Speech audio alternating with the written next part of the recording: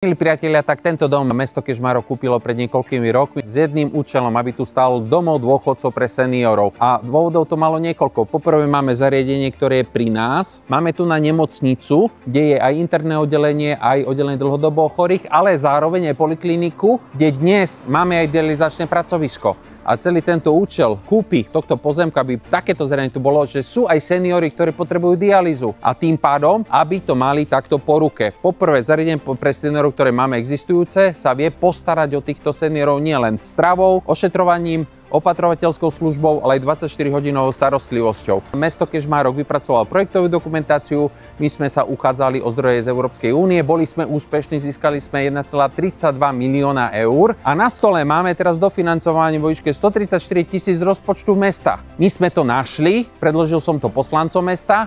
Čo sa stalo? Poslanci mesta povedali, že je to ekonomicky nevýhodné, aby sme takéto zariadenie v meste Kežmarok mali. Nevidím v tomto teraz z pohľadu hospodárenia nejaký prínos pre naše mesto. Pritom neustále máme viac ako 50 ľudí, ktorí sú na čakacej listine, aby sme sa o nich postarali.